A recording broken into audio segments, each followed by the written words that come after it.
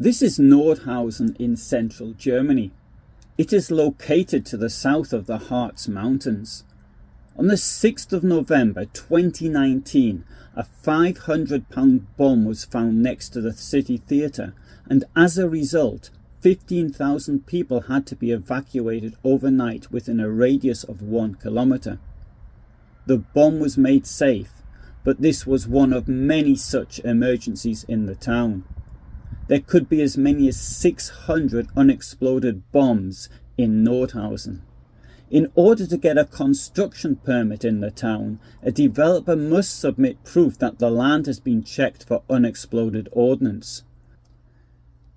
The events of the 6th of November 2019 were the most extreme so far, but there have been many others in recent years. In 2008, a £500 bomb was found near this town hall. In 2010, another £500 bomb was discovered and 4,500 people had to be evacuated. Both of these bombs were defused. On the 8th of June 2016, two nearby villages, Leimbach and Stiegertal, with a total of 1,080 inhabitants, had to be completely evacuated for the controlled detonation of a 1-ton bomb. On Sunday, the 4th of November 2018, 5,300 Nordhausen residents were evacuated when two bombs, each containing 227 kilos of explosives, had to be defused. More than 350 firefighters and other personnel were deployed. Thus, the bombing of Nordhausen is not just about April 1945. It is something very real in the town today. In this video, I am going to look at the consequences of the bombing of Nordhausen and suggest what the target might have been. At the same time, you can see what Nordhausen looks like today. But remember, this town was almost completely rebuilt.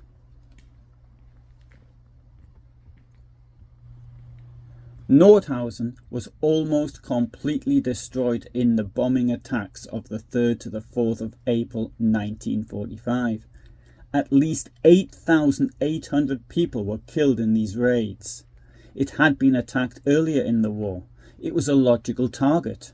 To the north of the town lies the former concentration camp of Mittelbau Dora, where deep in the Kohnstein mountain the V1 and V2 weapons were assembled.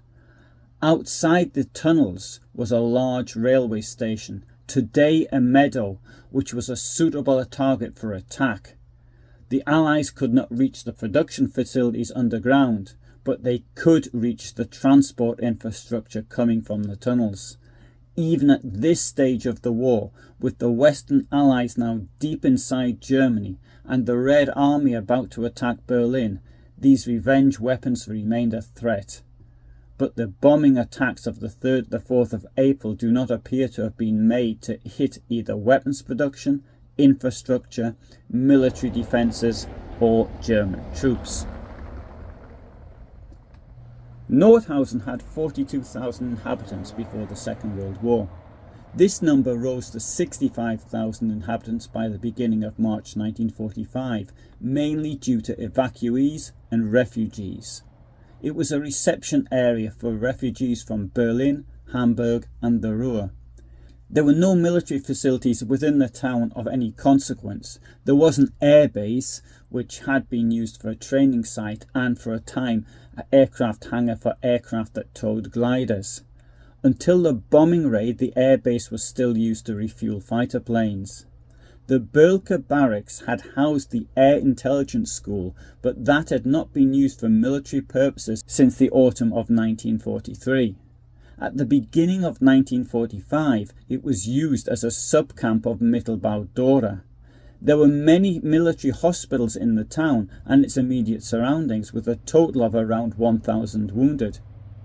Many of the factories in the town had been converted to war use, so they could be seen as a potential target. The number of air raid alarms in Nordhausen grew constantly in 1945. There were 174 in March 1945 alone. The town was on the path for Allied bomber streams to Berlin. The constant air raid alarms would have kept many people in the shelters for long periods of time, denying them sleep. Some, no doubt, got so used to the alarms that they ignored them.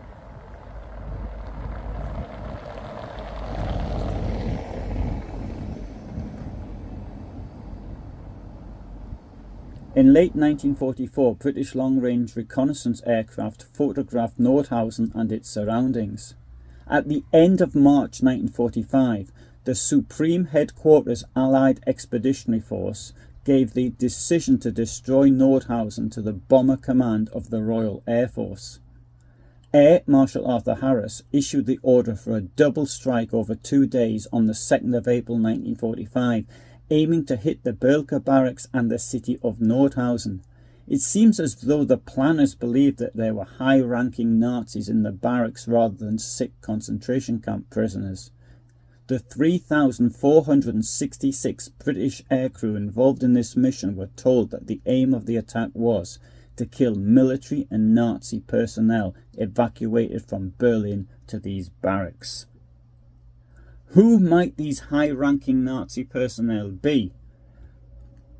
The Allies realised that cutting off the head of the dictatorship was the quickest way to ending the war, but hitting Hitler was considered to be almost impossible as he hardly ever presented himself in public and was too well protected.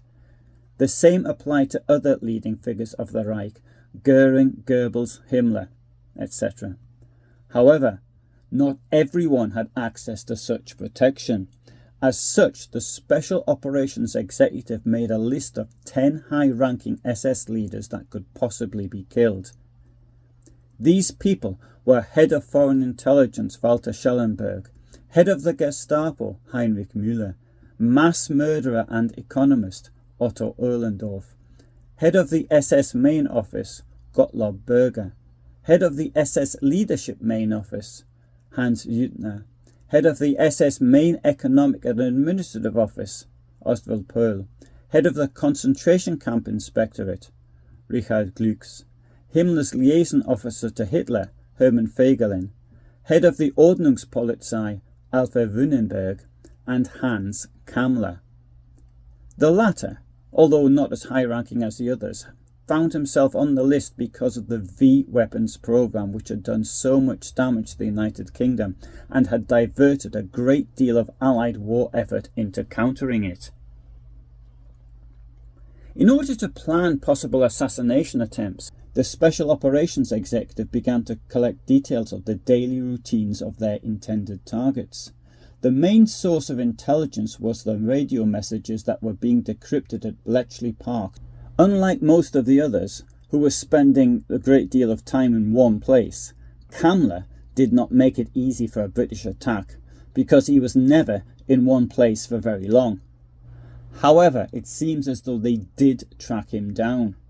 Kammler was in Nordhausen on the 1st of April 1945 when he ordered the evacuation of about 500 rocket engineers from Nordhausen to the Bavarian Alps.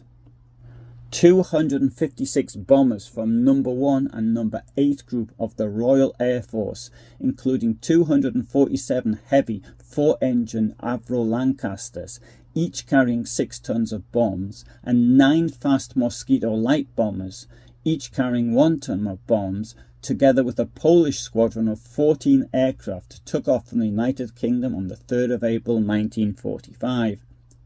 They reached Nordhausen between 1615 and 1625. Due to a lack of air defence, the aircraft were able to fly relatively low, and local residents reported seeing the bomb bays opening. The main target was the Birke barracks. The War Diary of British Bomber Command writes that it attacked what were believed to be the military barracks near Nordhausen. Unfortunately, the barracks housed a large number of concentration camp prisoners and forced workers. The bombing was accurate and many people in the camp were killed. The exact number is not known. The following day, the 4th of April 1945, 252 bombers from No. 5 Bomber Group, including 243 Lancasters and 9 Mosquitoes, took off from the United Kingdom. 236 aircraft reached their target at Nordhausen and carried out this further attack. The RAF dropped a total of 2,386 tons of bombs on Nordhausen in the two attacks on the 3rd and 4th of April 1945. The city was destroyed. However, if the mission was to get high-ranking Nazis, then it can only be considered as a failure.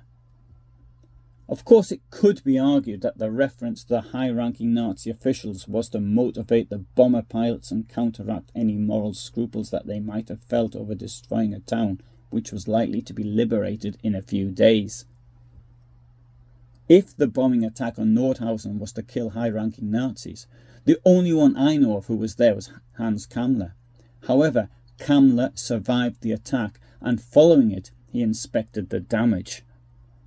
On the 5th of April 1945, Kammler was charged by the Oberkommando der Wehrmacht to command the defence of the Nordhausen area.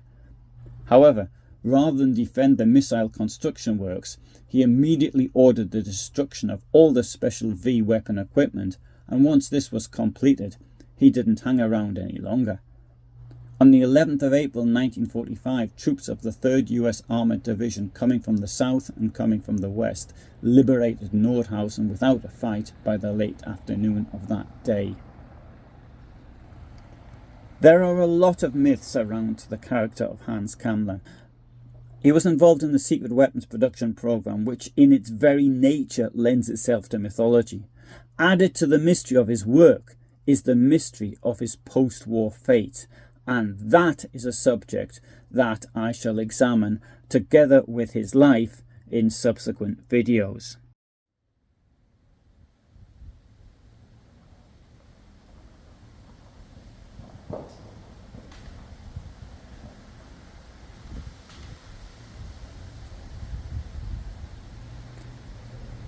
Thank you very much for watching. Hope you found it interesting. I upload every Tuesday and every Friday at 2000 hours my time, and sometimes I upload on other days as well. I live in Poland and in Germany, so therefore I can give you original content from these locations. My specialization is in the Second World War and above all in the Holocaust, so if this is the sort of thing you're interested in, then you might want to subscribe. But in the meantime, thanks for listening. All the best from me in Wrocław, Poland.